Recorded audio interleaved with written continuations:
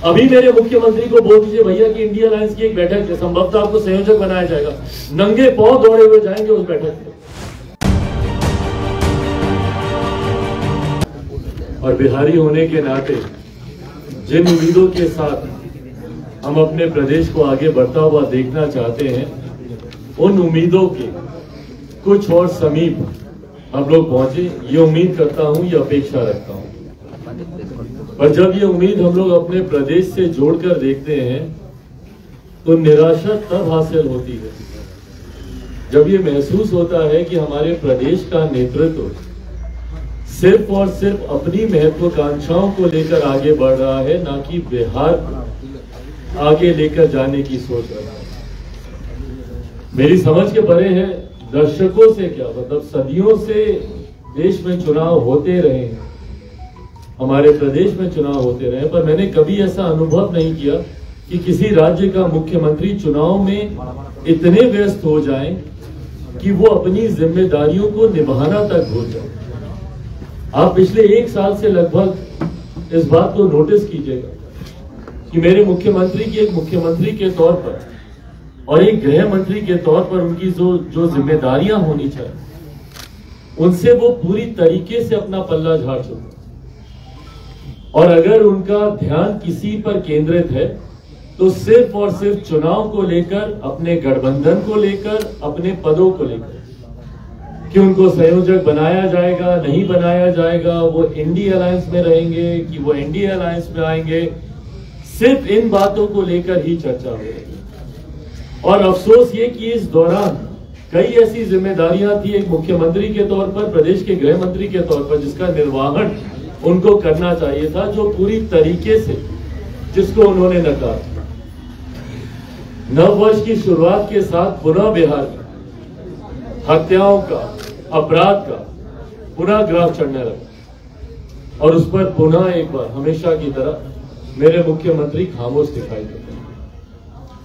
सिर्फ और सिर्फ राजनीति तमाम ऐसे विषयों को लेकर होती है जिस पर चर्चा तक सार्वजनिक तौर पर करना मेरे हिसाब से उचित नहीं है।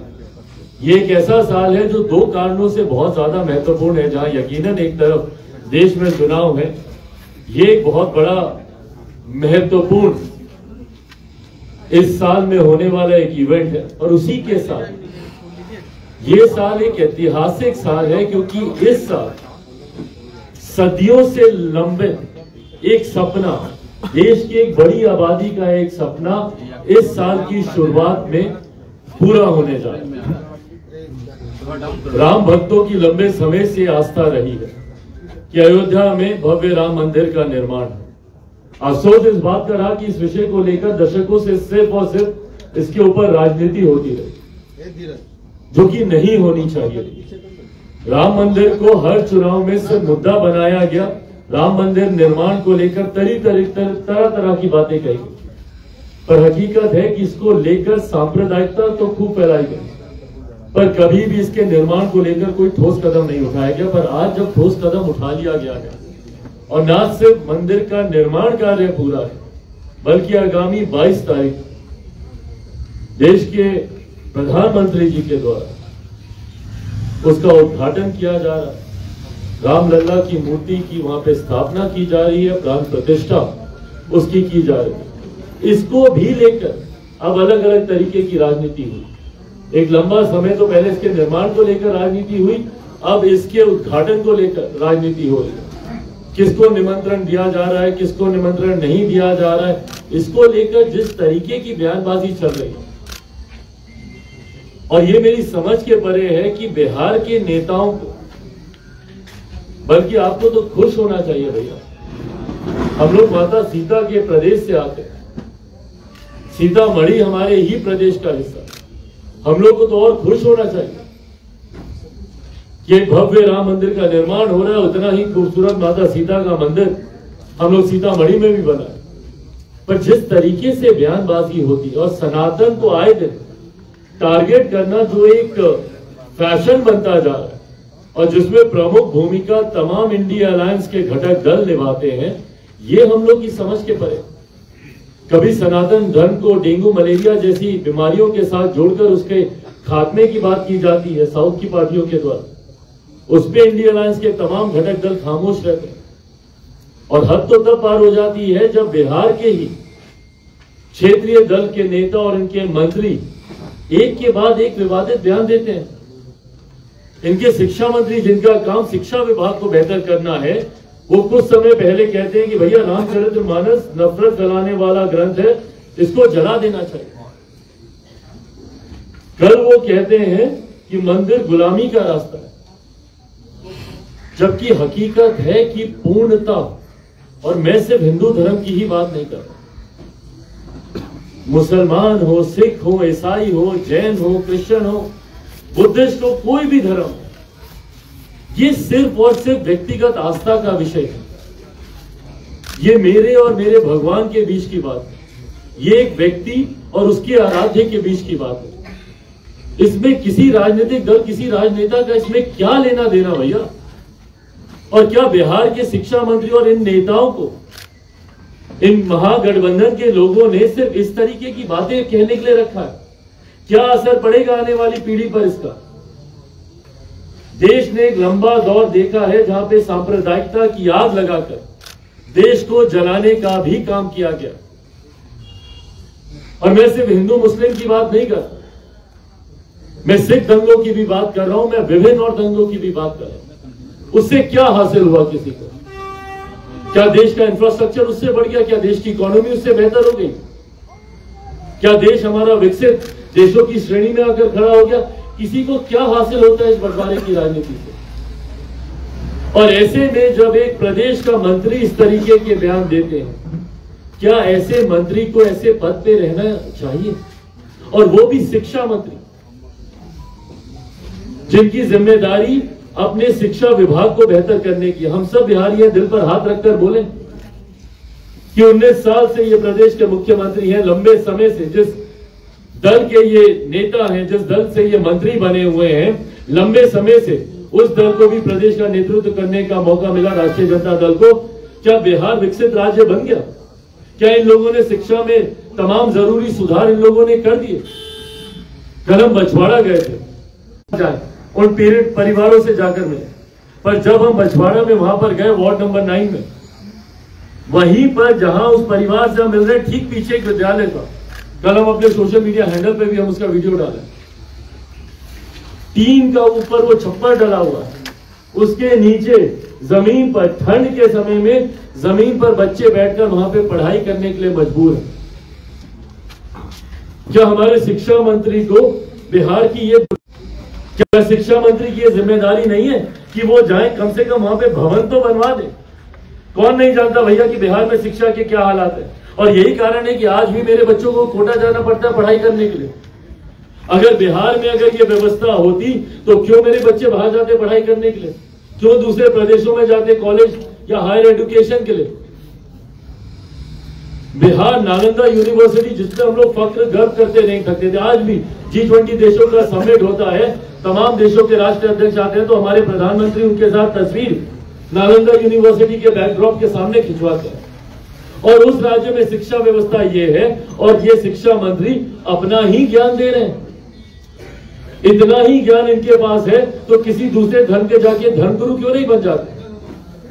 पर इस तरीके के विवादित बयान देना सिर्फ और सिर्फ लोगों की भावनाओं के साथ आप खिलवाड़ कर रहे हैं, लोगों की आस्था के साथ आप खिलवाड़ कर रहे हैं, जो कि कतई सही नहीं, जिसको कतई ही सही नहीं ठहराया जा सकता।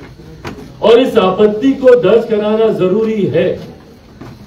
और जो लोग इनका साथ देते हैं, लोगों के पेट में पता नहीं किस बात का दर्द उठा हुआ है भैया। राम मंदिर निर्माण को लेकर अलग अलग बौखलाहट आ रही है। कोई बोलता है किसी की शादी, किसी के बाप का श्राद्ध थोड़ी हो रहा है कि हम लोग वहां पर जाएंगे। कोई बोलते हैं कि अस्पतालों की जरूरत है। भाई बिल्कुल सही बोलते हैं, अस्पतालों की जरूरत है। लोक जनशक्ति party, Ramvilas Chirag Paswan, Bihar first, Bihari first सबसे पहले कहता है कि अस्पतालों की जरूरत है देश को, और देश से ज्यादा बिहार को जरूरत है अस्पतालों की। बिहार के अस्पतालों के हालात जाकर देखिए। शिक्षा की तो बात हम लोगों ने की, जाकर देखिए अस्पतालों में। बिहार के गांव में जाकर देख लीजिए आप सब, जिस जिस गांव से आते हैं, आप में से अधिकांशों के गांव में हम गए हो, अपने ही गांव में आप देख लीजिए क्या हालात है वहां पे अस्पतालों के, उपकरण तक नहीं है। कितने अस्पताल तो ऐसे जहां पे बीपी तक जांचने की मशीन नहीं है, एक थर्मोमीटर आपको नहीं मिलेगा। ये है बिहार के अस्पतालों के हालात। इनको अयोध्या में इनको याद आ रहा है भैया कि अस्पताल बनना नहीं चाहिए। उत्तर प्रदेश की सरकार है भैया, वहां के मुख्यमंत्री हैं योगी आदित्यनाथ जी, जो कि अच्छा कार्य कर रहे हैं। पर बिहार में बताइए ना, बिहार में है क्या ऐसे अस्पताल जिसपे हम लोग कर सके? बिहार में है ऐसी शिक्षा व्यवस्था जिसपे हम लोग कर सके? और उसमें इस तरीके के विवादित बयानों पे बयान, एक के बाद एक इस तरीके के बयान देने का ये लोग काम कर रहे हैं। जबकि आज की तारीख में जिम्मेदारी इनकी बिहार में बढ़ते अपराध को रोकने की होनी चाहिए। इनकी जिम्मेदारी अपनी जिम्मेदारियों को निभाने की होनी चाहिए। कल हम नवादा गए, जहां पे शहीद चंदन, उनके परिवार से हम जाकर मिले। क्या अब मुख्यमंत्री जात पात देखकर शहीदों का भी सम्मान करेंगे? क्या शहीदों के लिए भी उनकी जाति देखी जाएगी, उनका धर्म, उनका मजहब देखा जाएगा? आप सब लोग गए होंगे उसके घर पर, शहीद चंदन जी के घर पर। टिन के घर में, टिन की छत के नीचे उनका परिवार है। क्या इसके लिए उसने अपना सर्वोच्च बलिदान दिया? क्या हम लोग इतना तक नहीं कर सकते कि एक शहीद के परिवार को उनके जाने के बाद उनके परिवार को एक सम्मानजनक जिंदगी दे सके? क्या इतना करना किसी सरकार के लिए बहुत कठिन कार्य है क्या? कितनी लागत लगेगी भाई उसमें? और उसमें आपको लागत क्या लगानी है? केंद्र सरकार की योजनाएं, उसके तहत भी आप प्राथमिकता के आधार पर प्रधानमंत्री आवास योजना के तहत भी आप कर सकते हैं। डीएम से हम बात किया, डीएम बोलते हैं इसके लिए कोई योजना नहीं है हमारे पास। क्या सरकार एक शहादत को सम्मान देने के लिए भी योजना का इंतजार करेगी? हम लोग इतना नीचे गिर गए हैं। उनके बूढ़े पिता हैं, उनको नहीं पता कि आने वाले दिनों में उनका रहन सहन, गुजर बसर कैसे होगा, नहीं पता। कितना मुश्किल है उनके परिवार में से किसी एक आश्रित को सरकारी नौकरी देना। 10 लाख नौकरी देंगे तो फलाना देंगे, ढिमकाना देंगे। एक शहीद परिवार के सदस्य को आप नौकरी नहीं दे पा रहे, उसका आप घर बनवा कर आप नहीं दे पा रहे। भाई हम लोग तो कर रहे हैं, इससे पहले कि आप लोग ये सवाल करें, हम लोग कर रहे हैं। जितनी आर्थिक मदद है वो भी हम करके आए। आने वाले दिनों में उनके घर के निर्माण को लेकर भी जितना खर्चा लगेगा वो भी हम लोग करेंगे। पर हमारी सीमाएं हैं, पर सरकार के पास तो ऐसी सीमाएं नहीं है ना। वो तो चाहे तो बहुत बेहतर व्यवस्था उनके लिए कर सकते, पर ये सोच नहीं है, ये नीयत नहीं। अभी मेरे मुख्यमंत्री को बोल दीजिए भैया कि इंडिया अलायंस की एक बैठक है, संभवतः आपको संयोजक बनाया जाएगा। नंगे पांव दौड़े हुए जाएंगे उस बैठक में। देश का, दुनिया के किसी कोने में वो बैठक बुला लीजिए। जूम ऐप नहीं चलाना आता होगा तब भी सीखकर वो उस ऐप पे जाकर बैठेंगे। ये सोच है मेरे मुख्यमंत्री। पर यहीं से नवादा कितना दूर है भैया? नहीं जाएंगे उनसे। यहां से बछवाड़ा कितना दूर है? गर्भवती महिला, सोचिए, मतलब वो पीड़ा का आप लोग अंदाजा लगा सकते हैं। 8 महीने की जलकर वो मर जाती है, और उनका परिवार ठंड के इस समय में, मेरे मुख्यमंत्री सर वर सब ढक के निकलते ना जब उनको ठंड लगता है, वो परिवार बिना छत के पिछले 1 हफ्ते से वहां पर सोने के लिए मजबूर है। घर पूरा जल गया है, चूल्हा जल गया है, तो खाना बनाने की व्यवस्था नहीं है। प्रशासन इतना नहीं कर सकता कि 2 वक्त खिचड़ी ही बना के दे, दाल चावल ही बनाकर दे, नहीं, एक त्रिपाल ही लगा दे वहां पर कि ठंडी हवा से कम बच जाए, नहीं। ये बिहारियों के प्रति मौजूदा सरकार की सोच है। और इन लोगों को चुनाव लड़ना, भागे हुए जाते हैं इनके घटक दल के नेता सीट बंटवारे को लेकर दिल्ली में चर्चा करने के लिए। दिल्ली में चर्चाएं इनके लिए महत्वपूर्ण है। बिहारी ठंड में जल रहे, ठंड में मर रहे, उनसे इनको फर्क नहीं पड़ता। छोटे छोटे बच्चे ठंड की चपेट में आके मर रहे। कितने रैन बसेरा इनके द्वारा बनाए गए, कितनी जगह इंतजाम इनके द्वारा किए गए। कल ही सोनो में एक छोटा बच्चा मर गया वहां पे ठंड से। क्या व्यवस्था ये लोग कर रहे हैं? और कोई नई बात है क्या? 19 साल के मेरे मुख्यमंत्री को ये नहीं पता? 19 साल में उनकी आयु की बात नहीं कर रहा, उनके मुख्यमंत्री की बात कर रहा। 19 साल से मुख्यमंत्री के पद पर है। क्या 19 साल के मुख्यमंत्री को यह नहीं पता कि ठंड का मौसम कब है, बरसात का मौसम कब है? लू कब चलेगी, गर्मी कब आएगी, उसके लिए क्यों नहीं पहले से व्यवस्था की जाती है, पहले से इंतजाम किया जाता है। मेरे मुख्यमंत्री के संयोजक बनने को लेकर चर्चा हो रही है, तो इस बात को लेकर कि खरमास के बाद क्या होगा, क्या 15-16 तारीख को हम लोग कोई नया समीकरण देखने वाले हैं, क्या भीतर भीतर मेरे मुख्यमंत्री, क्योंकि इसके बाद ये सारे पूरक प्रश्न आप के द्वारा आएंगे, मैं पहले ही शुरू कर दूं इन सवालों की जड़ कि क्या 16 के बाद कोई खेल होने वाला है, क्या मेरे मुख्यमंत्री फिर पाला बदलने वाले, सिर्फ इन बातों को लेकर चर्चा हो रही है। पर आम बिहारी जो आपके मतदाता हैं, जो आपके लिए कल को जाकर वोट करेंगे, वोट बैंक की ही राजनीति अगर आप करते हैं तो कम से कम उस वोट को तो साधने का काम करे मौजूदा सरकार, कम से कम सुख दुख की घड़ी में उनके साथ तो खड़ा होने का काम करें। आए दिन भैया हम लोग बिहार के हर एक जिले, बिहार के हर एक कोने में हम लोग जाने का हम लोग काम करें, और प्रयास यही है कि ज्यादा से ज्यादा लोगों तक पहुंचा जाए। प्रयास यही है कि ज्यादा से ज्यादा लोगों की समस्या सुनी, और बिहार फर्स्ट, बिहारी फर्स्ट जिस लक्ष्य के साथ हम लोग निकले उसमें आए दिन उसमें हम लोग संशोधन करते हैं, आए दिन संशोधन करते हैं। आप यकीन नहीं मानिएगा, हमारा बैक ऑफिस हमसे परेशान हो गया कि भैया अभी हम लोग 5000 कॉपी प्रिंट करवाए, फिर आप इसमें 2 चीजें जोड़ दें। ये अनुभव है, और ये अनुभव तब आता है जब आप गांव देहातों में जाते हैं। हकीकत है हिंदुस्तान गांव में ही बसता है, और जब तक आप गांव में नहीं जाइएगा, जब तक आप गांव से नहीं जुड़िएगा, आप देश की, आप बिहार तकलीफों को आप नहीं समझ पाइएगा। और मेरे मुख्यमंत्री एक अनन्य मार्ग से निकलना जरूरी नहीं समझते। आखिरी बार कब गए थे ये किसी दौरे पर, आखिरी बार कब गए थे किसी ऐसे कार्यक्रम में जहां पे ये बिहार आम बिहारियों से मिला, बिना किसी व्हाइट मास्किंग के, बिना गंदगी इनके सामने से छुपाए हुए, बिना सिर्फ उन्हीं लोगों के इनके सामने लाए हुए जो इनके गुणगान की बातें करें। बहरहाल ये मेरे मुख्यमंत्री के कार्यशैली का हिस्सा रहा होगा। आने वाले दिनों में बिहार की जनता इनको जवाब देगी, और ये बात तो तय है।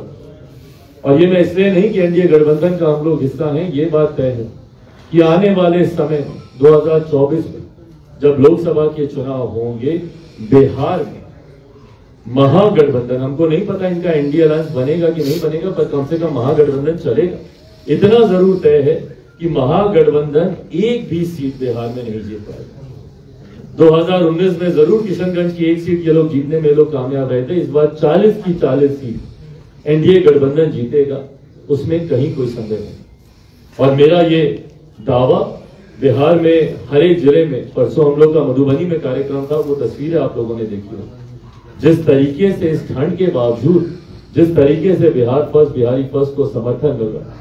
अभी 16 तारीख को हम लोग का हाजीपुर में कार्यक्रम, और यकीनन अभी तक के पार्टी के सर्वश्रेष्ठ कार्यक्रमों में से एक कार्यक्रम होगा। हम टिपिकल पॉलिटिकल लैंग्वेज में वैसा नहीं बोलेंगे कि ऐतिहासिक कार्यक्रम हम लोग करने जा रहे हैं, क्योंकि कई लोग ऐसे दावे कर चुके हैं ऐतिहासिक कार्यक्रमों की, और उनकी बोल भी खुद। पर यकीनन पार्टी के जितने ऐसे बड़े कार्यक्रम हैं, उनमें से बहुत बड़ा कार्यक्रम हम लोग 16 तारीख को हम लोग हाजीपुर में करने जा रहे हैं। अक्षरवट राय स्टेडियम में ये कार्यक्रम 16 तारीख को निर्धारित हुआ है। 12:15 बजे इस कार्यक्रम का समय रखा गया है।